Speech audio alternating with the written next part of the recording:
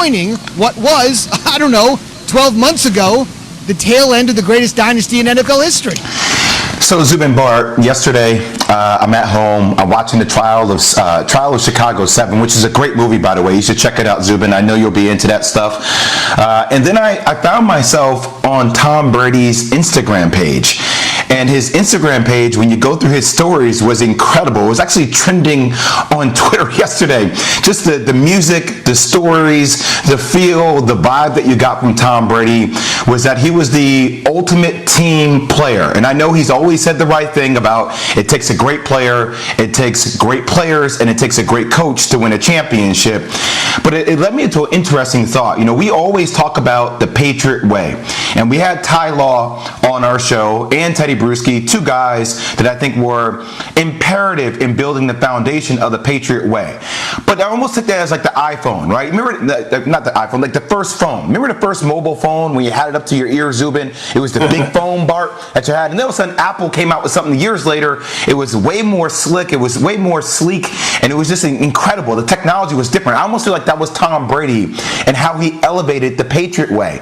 And I think what happened throughout the process is the Patriot way became the Tom Brady way. Now, I'm not saying that Bill Belichick wasn't involved in the Patriot way to a massive, but coaches are only as great as their players. Right? And this is through history. I mean, through John Wooden, Lou Alcindor, Bill Walton. This is with Phil Jackson. It's Phil Jackson win, so many championships without Michael Jordan, without Kobe Bryant, without Shaq. Right, so I think what we're seeing now is Tom Brady has taken that Tom Brady way to Tampa Bay, and now the question becomes, do people want to go to the Patriots and play for Bill Belichick, who at times, Bart, it doesn't feel like he's evolved with this element of how do we let the players actually own it a little bit more? Gronk saying, I just want to have fun.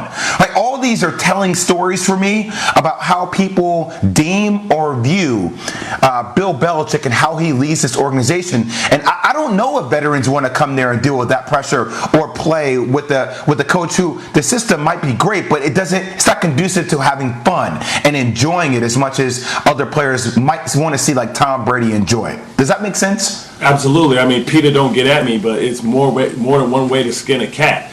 And we saw Philadelphia when they were all about having fun. And you talked to Long, who at that time had just won back-to-back championships and moved over from New England to Philadelphia and said he prefers to win this way. Because it's about quality of life, right? It's about, you don't want to be miserable going to work every day. You want to enjoy going to work. And there's nothing fun about football practice, the pain, the hits, the training, and all the things that we go through. What makes it fun is that the fact that we get to come to work and thrive in an environment that we don't feel that we're being scrutinized. When you listen to Teddy Bruschi and how he described why Matthew Stafford wasn't tough enough to be a Patriot, that doesn't sound like an environment in which I want to be in. And especially if you're not winning. The reason why people decide to go to New England and deal with the Patriot way and deal with the scrutiny and the constant pressure that they're under on a day-to-day basis is because they can always make a reservation for the AFC Championship. So guys are willing to come there and take less money.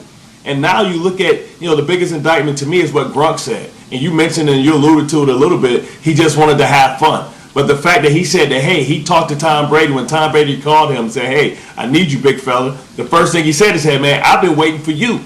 And so that means that, listen, I'm willing to play football. I still love football. I just don't love playing football in New England. And you're talking about someone who was a Super Bowl champion, somebody who had experienced the heights of success and wasn't willing to pay the price to continue to be a champion.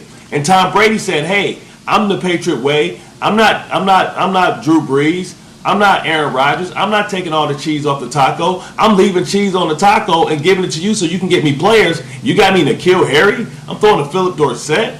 I'm looking at the skilled players and saying, you're not providing me with the adequate resources that I need to be successful.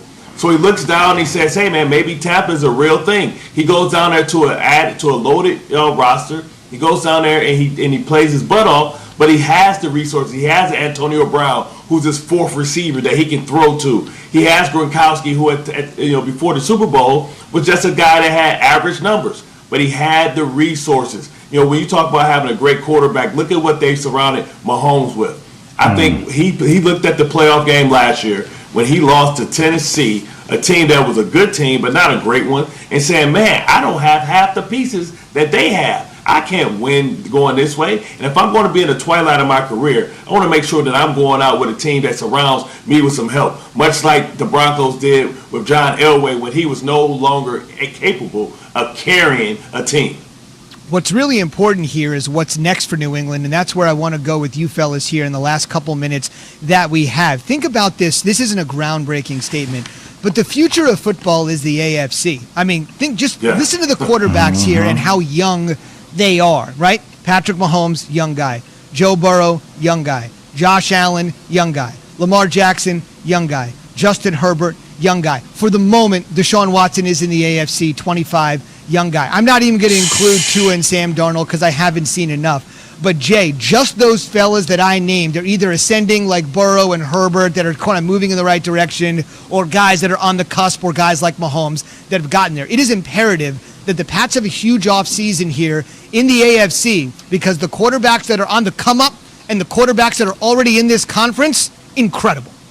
I just wonder, what is that monumental move they need to make that will ultimately change their direction in that conference, in the AFC East? Like, it's because every time I think about it, I'm like, do you go through the draft? Is that Mac Jones? Is that Ryan Fitzpatrick? And we've had multiple people on our show talk about Ryan Fitzpatrick potentially playing for his fourth team in the AFC East and that kind of completing that scenario and playing for the Patriots and then obviously building through the draft. But is that a long-term approach?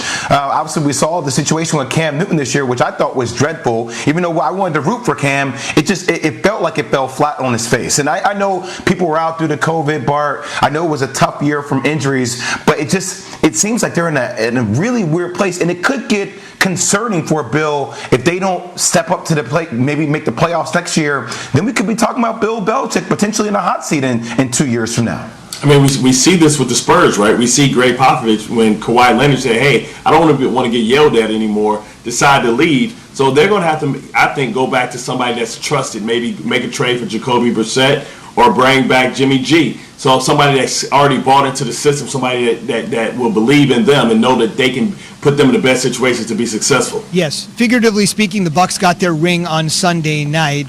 That bling is coming soon enough. Physically on the hand, they got their ring is brought to you by Macy's. This morning, we are asking you our poll question, and the response has been hot and heavy already on Twitter, but for the radio audience for the first time this morning. Rate how bad your team's QB situation is on a scale of 1 to 10. Let's just give you the quick markers. A 1 would be like Mahomes, no concern. A 10 would be Carson Wentz and the Eagles. This is untenable. He can't come in the facility tomorrow. It's ruining the organization. Rate how bad it is, 1 to 10, and we'll take your calls. Line them up, and starting tomorrow, you tell us how bad it is. Starting tomorrow, we'll give you the solutions for what your team should do. 888-SAY-ESPN, 888-729-3776. That's on the way after Jay has this from 1-800-Flowers. In every relationship, Bart,